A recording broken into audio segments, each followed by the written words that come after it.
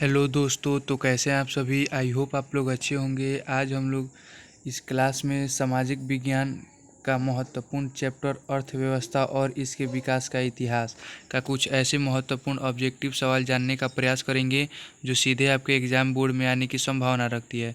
तो चलिए बिना देरी के आज का यह क्लास शुरू करते हैं। लेकिन आगे बढ़ने से पहले आपसे एक रिक्वेस्ट है, यदि आप हमारे चैनल पर नए हैं तो चैनल को लाइक करें, सब्सक्राइब करें और बेल आइकन को ऑन करें और अपने दोस्तों तक ज़रूर शेयर करें ताकि वो भी इस क्लास का लाभ उठा सके।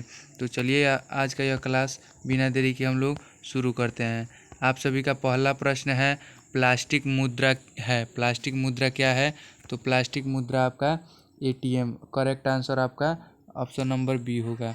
अगला प्रश्न है, जनसंख्या की दृष्टि से बिहार का भारत में कौन सा स्थान है? बहुत ही महत्वपूर्ण ये सवाल है।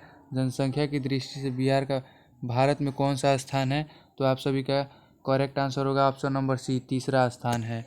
अगला प्रश्न है, सब्जी उत्पादन में बिहार कौन सा स्थान प्राप्त है? यानी सब्जी उत्पादन में बिहार को कौन सा स्थान प्राप्त है? तो आप सभी का करेक्ट आंसर होगा ऑप्शन नंबर बी, दूसरा स्थान प्राप्त है। अगला प्रश्न है, बिहार में किस प्रधानता है? बिहार में किसकी प्रधानता है? तो कृषि की प्रधानता, यानी बिहार के सभी व्यक्ति मजदूर कृषि पर ही निर्भर हैं। अगला प्रश्न है, किस क्षेत्र को प्राथमिक क्षेत्र कहा जाता है? किस क्षेत्र को प्राथमिक क्षेत्र कहा जाता है? तो कृषि क्षेत्र को प्राथमिक, यानी पहला जो है कृषि क्षेत्र को ही प्राथमिक क्षेत्र कहा जाता है। भारत में योजना आयोग का गठन कब किया गया? तो आप सभी का करेक्ट आंसर होगा ऑप्शन नंबर ए, 18 मार्च 1950 को किया गया। अगला प्रश्न है, ऊर्जा के मुख्य स्रोत क्या है? ऊर्जा के मुख्य स्रोत क्या है? तो इनमें से सभी, कोयला भी है, पेट्रोलियम भी है, विद्युत भी है, यानी आप सभी का करेक्ट आंसर होगा ऑप्शन नंबर डी। अगला प्रश्न है, अर्थव्यवस्था के मुख्यतः कितने प्रकार होते हैं? अर्थव्यवस्था के मुख्यतः 3 प्रकार होते हैं। ऑप्शन नंबर सी आप सभी का करेक्ट आंसर होगा। अगला प्रश्न है, चार भारत में नीति आयोग की स्थापना कब हुई? चार भारत में नीति आयोग की स्थापना कब हुई? तो 2015 में। आप सभी का correct answer option number C होगा। अगला प्रश्न है, जनसंख्या वृद्धि में आर्थिक विकास की गति तो मंद हो जाती है, यानी केवल जनसंख्या बढ़ती है और आप सभी की आर्थिक यानी स्थिति क्या हो जाती है? सभी धीर रुक जाती है, कम हो जाती है। अगला प्रश्न है, प्रश्न संख्या 11, आर्थिक क्रियाओं का उद्देश्य होता है। आर्थिक क्रियाओं का उद्देश्य क्या होता है? तो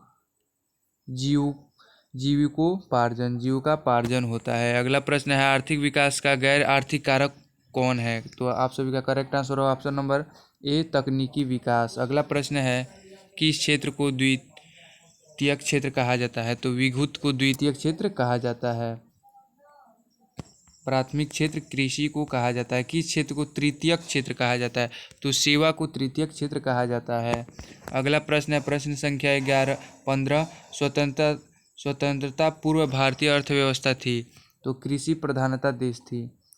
अगला प्रश्न है, किस देश के विकास के स्तर किस आधार पर निर्धारित किया जाता है? तो उस देश के प्रति व्यक्ति आय, साक्षरता दर, स्वास्थ्य की स्थिति, उपयुक्त, यानी इस सभी पर। आप सभी का correct answer option number D आप सभी का करेक्ट आंसर होगा। अगला प्रश्न है, भारत के पड़ोसी देश में किस देश की प्रति व्यक्ति आय अधिक है? तो आप सभी का करेक्ट आंसर होगा ऑप्शन नंबर बी, श्रीलंका की। अगला प्रश्न है, यदि राष्ट्रीय आय की अपेक्षा जनसंख्या में वृद्धि दर का अनुपात अधिक हो तो प्रति व्यक्ति आय क्या हो जाएगी? तो कम हो जाएगी। आप सभी का correct answer option number B होगा। अगला प्रश्न है, फूट डालो राज करो नीति किसने अपनाई? तो बहुत ही महत्वपूर्ण क्वेश्चन है, अंग्रेजों ने अपनाई। अगला प्रश्न है, भारत की प्रथम पंचवर्षीय योजना का कार्यकाल था? तो 1951 से 1956 तक। अगला प्रश्न है, बिहार में जीवन यापन मुख्य साधन क्या है? जीवन यापन का मुख्य साधन क्या है?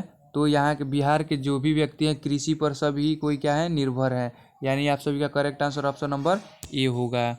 अगला प्रश्न है, एक समाजवादी अर्थव्यवस्था में सर्वाधिक बल किस पर दिया जाता है? तो किस पर दिया जाता है? लोक कल्याण पर दिया जाता है। Correct answer option number A होगा। अगला प्रश्न है, भारत में प्रथम पंचवर्षीय योजना की शुरुआत कब हुई? तो कब हुई प्रथम पंचवर्षीय योजना की शुरुआत? तो 1951 में। कब से कब तक? तो 1951 से 1956 तक। अगला प्रश्न है, राष्ट्रीय विकास परिषद का गठन कब हुआ?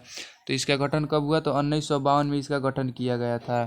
अगला प्रश्न है, बैंक उदाहरण है। तो बैंक किसका उदाहरण है? तो तृतीयक क्षेत्र में के अंतर्गत बैंक आता है। अगला प्रश्न है, किस अर्थव्यवस्था में उत्पादन के साधन पर किसी व्यक्ति का या निजी संस्था का अधिकार होता है? तो आप सभी का करेक्ट आंसर होगा ऑप्शन नंबर ए, समाजवादी।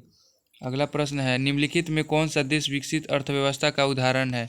आप सभी का correct answer option number A होगा, संयुक्त राज्य अमेरिका।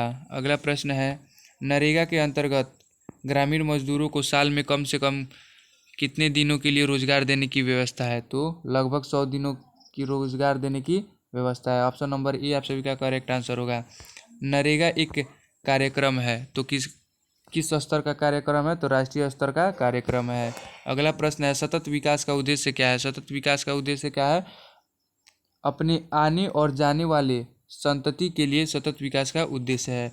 जिस देश का राष्ट्रीय आय अधिक होता है वह देश कहलाता है। तो वह देश क्या कहलाता है? विकसित कहलाता है। वह देश विकसित। आप सभी का करेक्ट आंसर बी होगा। अगला प्रश्न है, इनमें से किसे पिछड़ा राज्य कहा जाता है? तो बिहार को ही पिछड़ा राज्य के नाम से जाना जाता है। करेक्ट आंसर आप सभी का सी होगा। अगला प्रश्न है, इनमें कौन से देश में मिश्रित अर्थव्यवस्था है? कौन से देश में? तो भारत देश में मिश्रित अर्थव्यवस्था है। आप सभी का करेक्ट आंसर सी होगा। अगला प्रश्न है, भारत की आर्थिक व्यवस्था है। भारत की आर्थिक व्यवस्था क्या है? तो मिश्रित है। अगला प्रश्न है, बिहार के आर्थिक पिछड़ेपन का क्या कारण है? तो क्या कारण है? तो यहाँ पे जनसंख्या में अधिक वृद्धि है, कृषि पर अधिक भार, सूखा एवं बाढ़ का प्रकोप। यानी जब भी सूखा होता है या बाढ़ आता है तो फसल नुकसान होते हैं। यहाँ पे जब कृषि करने वाली भूमि बहुत ही कम है और कृषि पर ही सभी व्यक्ति क्या है? निर्भर है। इसी के कारण आप सभी का इसका correct answer option number D होगा। इसी के साथ हम लोग के महत्वपूर्ण प्रश्न यहीं पे समाप्त होते हैं। फिर अगले वीडियो में मैं इससे भी महत्वपूर्ण प्रश्न लेके आऊँगा। तब तक के लिए धन्यवाद।